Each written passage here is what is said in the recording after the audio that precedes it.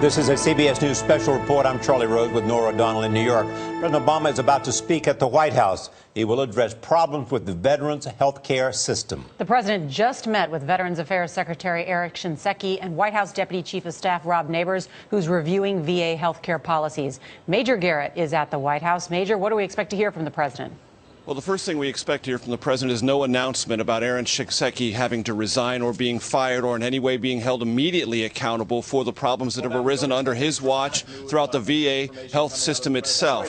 The president is not going to call for Shinseki to step down, but he will outline what he expects from Shinseki, plus others, including his Deputy Chief of Staff, Rob Neighbors, looking into the vast array of reports started most recently at the Phoenix Veterans Affairs facility, but there have been reports elsewhere about wait lists, phony wait lists, deceiving the public about how long veterans had to wait for health care, and in some instances, veterans dying waiting for that very health care to be administered. The president has not talked about this issue for the better part of 3 weeks, and there has, I must tell you, been a kind of frantic improvisational quality to the White House dealing with this today. They added this to the president's schedule very first this morning, and then now the president coming to the briefing room to address this issue. Good morning, everybody. I just met with Secretary Shinseki and Rob Neighbors, who I temporarily assigned to work with Secretary Shinseki and the VA. And we focused on two issues: the allegations of misconduct at Veterans Affairs facilities and our broader mission of caring for our veterans and their families.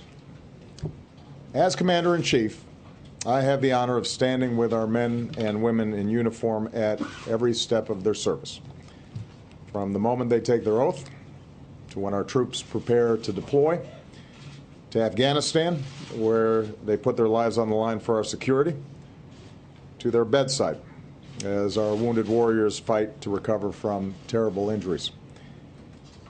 The most searing moments of my presidency have been going to Walter Reed or Bethesda or Bagram and meeting troops who have left a part of themselves on the battlefield.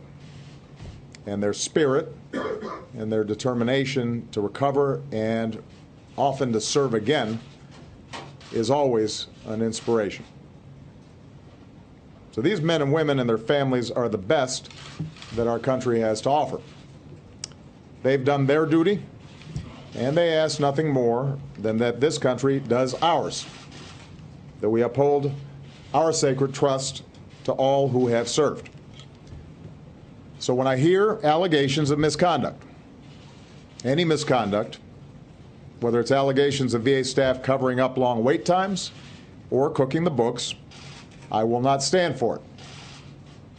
Not as Commander-in-Chief, but also not as an American. None of us should. So, if these allegations prove to be true, it is dishonorable, it is disgraceful, and I will not tolerate it, period.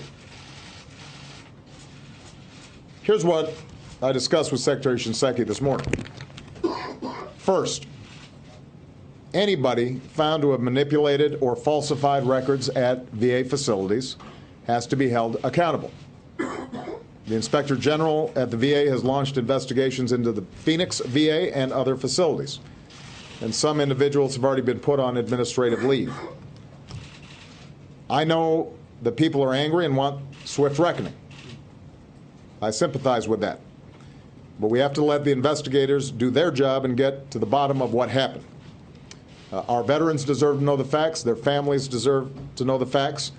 Once we know the facts, I assure you, if there is misconduct, it will be punished.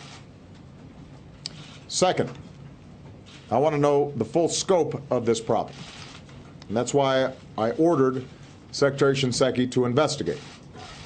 Today, he updated me on his review, which is looking not just at the Phoenix facility, but also VA facilities across the nation. And I expect preliminary results from that review next week.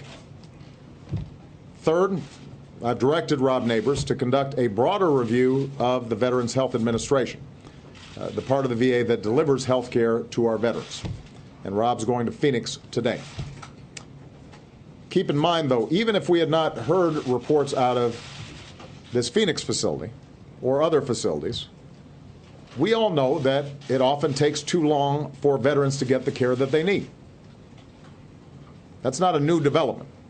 It's been a problem for decades, and it's been compounded by more than a decade of war. That's why when I came into office, I said we would systematically work to fix these problems, and we have been working really hard to address them. My attitude is, for folks who've been fighting on the battlefield, they should not have to fight a bureaucracy at home to get the care that they've earned. So the presumption has always been we've got to do better. And Rob's review will be a comprehensive look at the Veterans Health Administration's approach currently to access to care. I want to know what's working, I want to know what is not working, and I want specific recommendations on how VA can up their game. And I expect that full report from Rob next month.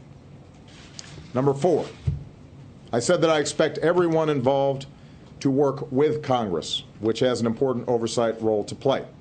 And I welcome Congress as a partner in our efforts, not just to address the current controversies, but to make sure we're doing right by our veterans across the board. I served on the Veterans Affairs Committee when I was in the Senate, and it was one of the proudest pieces of business that I did in the legislature. And I know the folks over there care deeply about our veterans. It is important that our veterans don't become another political football, especially when so many of them are receiving care right now. This is an area where Democrats and Republicans should always be working together. Which brings me to my final point. Even as we get to the bottom of what happened at Phoenix and other facilities, all of us, whether here in Washington or all across the country, have to stay focused on the larger mission, which is upholding our sacred trust to all of our veterans, bringing the VA system into the 21st century, which is not an easy task. We have made progress over the last 5 years. We've made historic investments in our veterans. We've boosted VA funding to record levels, and we created consistency through advanced appropriations so that veterans organizations knew their money would be there regardless of political wrangling in Washington. We made VA benefits available to more than 2 million veterans who did not have it before, delivering disability pay to more Vietnam vets exposed to Agent Orange, making it easier for veterans with post-traumatic stress and mental health issues and traumatic brain injury to get treatment, and improving care for women's veterans. Because of these steps and the influx of new veterans requiring services, added in many cases to wait times, we launched an all-out war on the disability claims backlog. And in just the past year alone, we've slashed that backlog by half. Of course, we're not going to let up because it's still too high.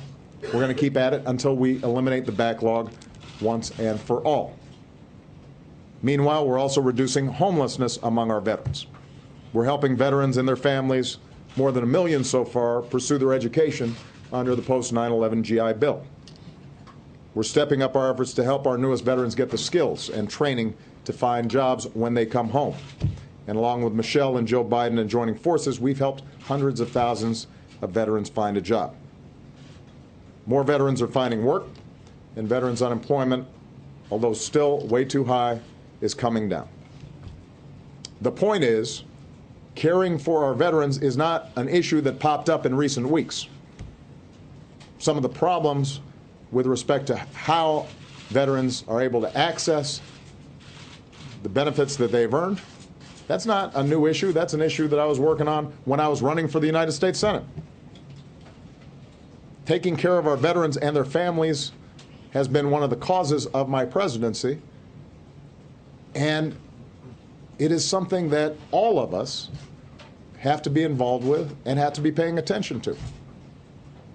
We ended the war in Iraq, and as our war in Afghanistan ends, and as our newest veterans are coming home, the demands on the VA are going to grow. So we're going to have to redouble our efforts to get it right as a nation.